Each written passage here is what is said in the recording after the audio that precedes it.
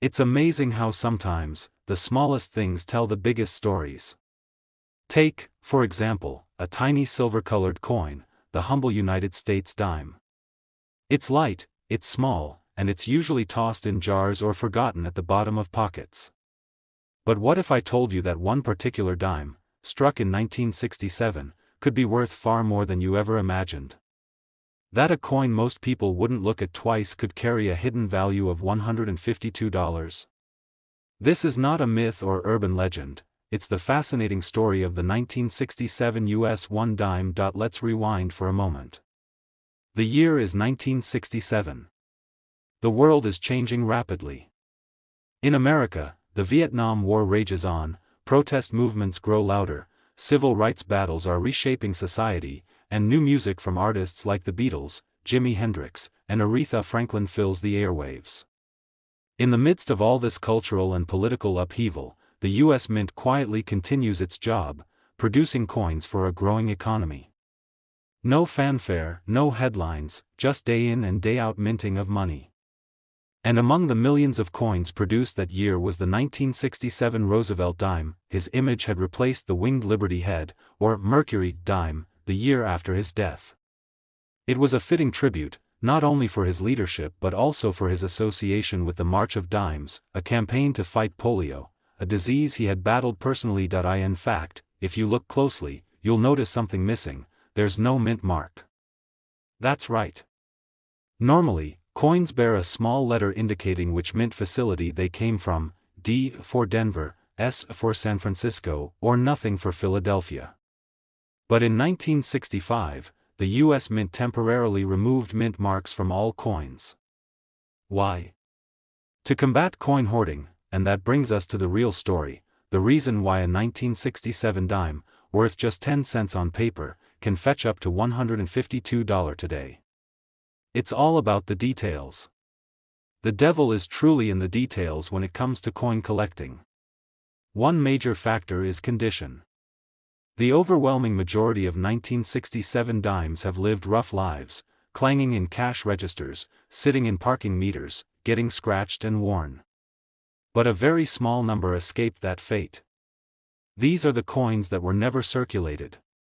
Coins that remained pristine, sharp, and mirror-like, and that's where the value skyrockets.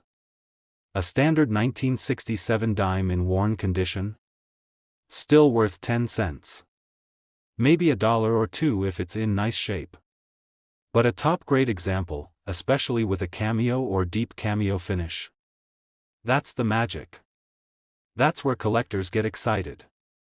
That's where you see prices like $50, $100, and yes, even $152 for a single dime. Let that sink in. A coin that you could easily overlook in your change, possibly lying at the bottom of your drawer right now, could be worth over 100 times its face value. It's a reminder that coin collecting isn't just about rarity, it's about condition, history, and the thrill of discovery. And here's the kicker: many people have no idea. They see 1967, they think modern, and they move on.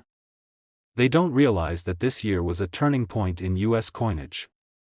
They don't realize that hidden gems are out there, waiting to be found, waiting to be graded, waiting to surprise someone with their value. That's why so many collectors keep a keen eye on their change. You never know what might turn up. Of course, not every 1967 dime is a treasure. Millions were made. In fact, over 2.2 billion dimes were struck that year. It's one of the highest mintages in the series. But within that enormous number lies a tiny fraction, just a sliver of the whole, that are true rarities.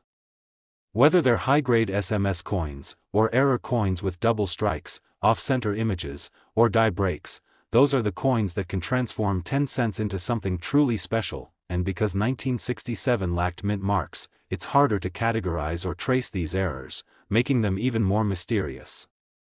Each one tells a story, not just about Roosevelt or 1967, but about the process of coin production itself.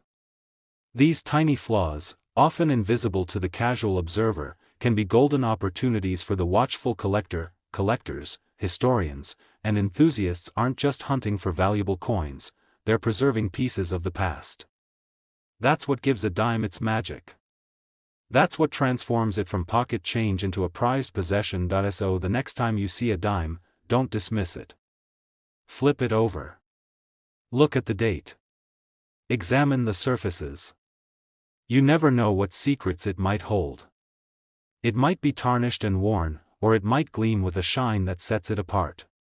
It might just be a regular coin, or it might be that rare, high-grade 1967 dime, quietly sitting in circulation for over 50 years, waiting for someone to recognize its worth. And if you do find one, if you spot that near-perfect shine, those frosty devices and mirrored fields, that impeccable detail, you just might be looking at a $152 treasure. That's the story of the 1967 United States one dime.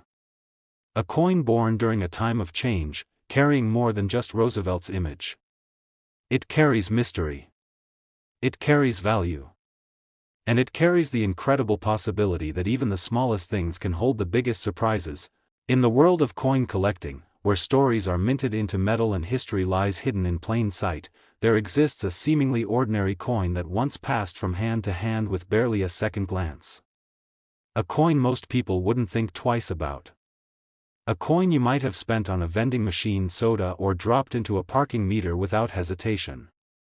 But today, we're about to change the way you look at that humble piece of change forever. Welcome to the world of the 2000 USA quarter dollar with the mint mark P, a tiny treasure with a surprising story and an even more surprising value. Let's take a journey, not just through time, but through the very fabric of American history and craftsmanship, as we explore everything there is to know about this unassuming coin that turned out to be a collector's gem. Picture the year, 2000. The new millennium had just dawned. People were celebrating Y2K's anticlimactic ending, and the country was full of optimism and curiosity. It was a time of rapid technological evolution and cultural shifts. In pockets and wallets across America, one of the most circulated coins of the time was the quarter. But this wasn't just any quarter, it was part of the bold and ambitious 50-state quarters program, launched by the United States Mint in 1999. First, a quick but important distinction: the Roosevelt dime is a different coin. The 2000 Roosevelt dime indeed features Franklin D. Roosevelt, but the 2000 quarter we're talking about retains the classic George Washington profile. So why mention Roosevelt at all? The Roosevelt association in some quarters comes from confusion with the dime, and sometimes from specific collector listings or cataloging errors, where Roosevelt is accidentally tagged to the 2000 quarter. But regardless of the mislabeling or mix-up, what matters is the quarter itself, and this 2000 quarter with a P mint mark carries something special. This P is far more than just a letter.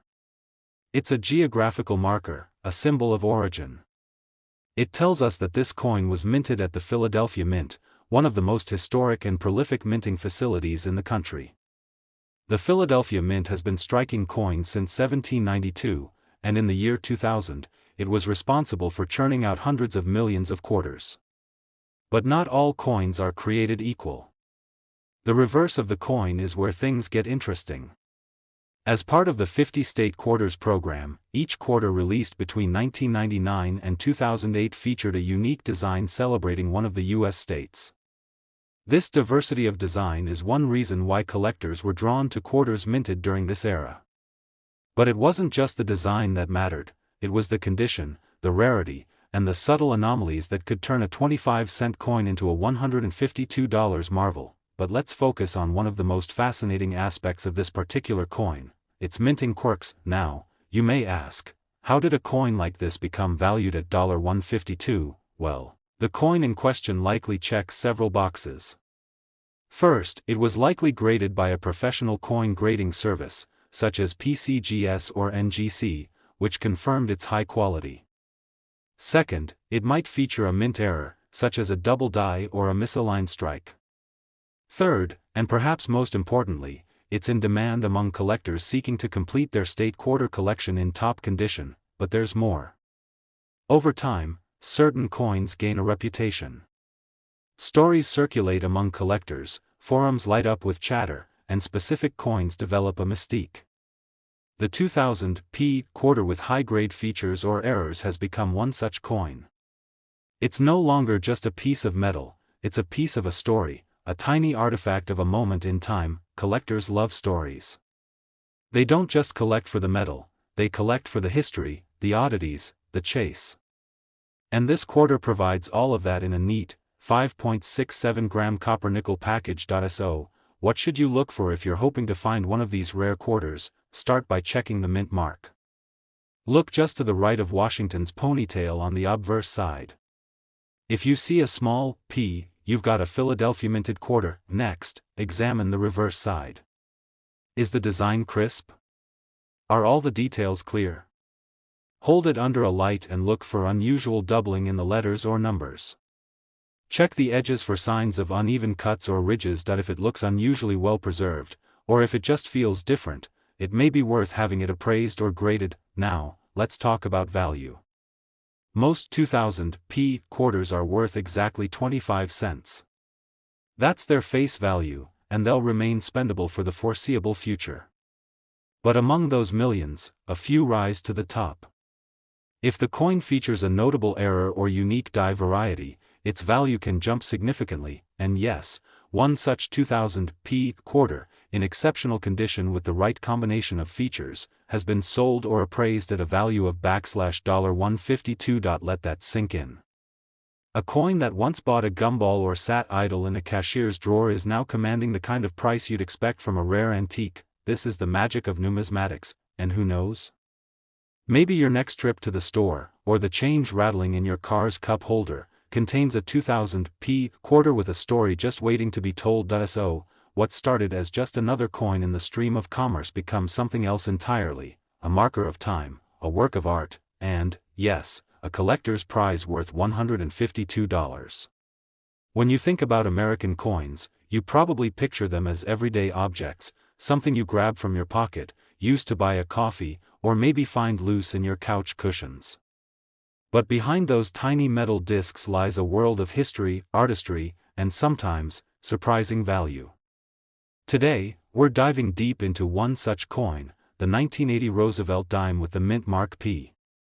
At first glance, it might look like any other dime, but stay with me, because this little piece of history holds stories and secrets you might not expect, and by the end of this video, you'll see why collectors are so fascinated by it and why it's worth around $95 today. Let's start at the beginning, because to truly appreciate a coin, you need to understand the story behind it, the moment in time it was made, the people who designed it, and what it meant to the country when it was minted. Back in 1980, the United States was navigating a complex era.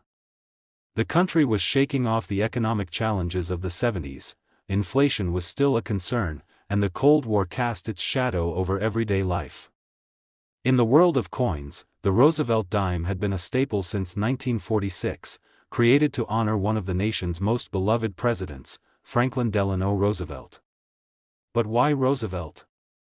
Why a dime? The story goes back to Roosevelt's deep connection to the March of Dimes, a charity dedicated to fighting polio, a disease Roosevelt himself battled. The dime was chosen as the perfect tribute, a small coin that could spread awareness and symbolize hope.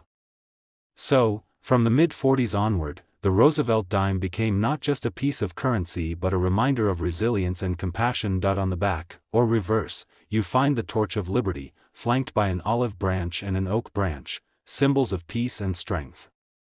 This design speaks to the American spirit, liberty, peace, and endurance. Now, what about the mint mark? The P on the 1980 dime tells us it was minted at the Philadelphia Mint, one of the oldest and most iconic coin-producing facilities in the country. Unlike some years where the Philadelphia Mint didn't use a mint mark, by 1980, the P was regularly stamped on dimes, making it easy to identify where the coin was made. You might wonder, what makes this 1980 Roosevelt dime so special? After all, millions were minted that year, hundreds of millions in fact. What sets this coin apart, and how did it come to be valued at around $95, when most dimes you find in your change are worth just 10 cents? The answer lies in a combination of rarity, condition, and collector demand. Coins, especially modern ones, often don't fetch high prices unless there's something unique about them, a rare error, a special proof version, or a coin kept in pristine condition for decades. For the 1980 Roosevelt dime, the key is in its mint state and the exceptional quality of certain specimens. Most dimes you find in circulation have scratches, dings, and wear from everyday use. But some 1980 dimes were preserved immediately after minting, never entering circulation. These are called mint state coins and are highly sought after by collectors. So, how do you know if your 1980 dime is one of these valuable coins? First, look for the P mint mark on the obverse, near the date. Next, examine the coin's condition. Is it shiny, with no scratches or marks? Does the design pop, showing clear details in Roosevelt's hair and the torch's flame? The collector community also loves the 1980 dime because it represents a kind of sweet spot, modern enough that it's recognizable and meaningful, yet old enough that well-preserved specimens are harder to come by. It's like holding a small piece of 1980 American history in your hand, a snapshot of the economy, the minting technology, and the artistry of the time. Now, let's talk value. While a standard 1980 Roosevelt dime in circulated condition is worth face value, about 10 cents, one in pristine mint state with the P mint mark can be worth up to $95 or even a bit more, depending on the market and exact grade. This might seem surprising, but it's the magic of coin collecting. Condition and rarity make all the difference. Collectors are willing to pay a premium for coins that tell a story and maintain their beauty decades after they were made. That's why you should never just toss out or overlook coins from your collection or your pocket change. You might have a hidden gem waiting to be discovered. So next time you pick up a dime, take a moment to look closely. Is it a 1980 Roosevelt dime with a P mint mark? Is it shining bright, like it just came off the press?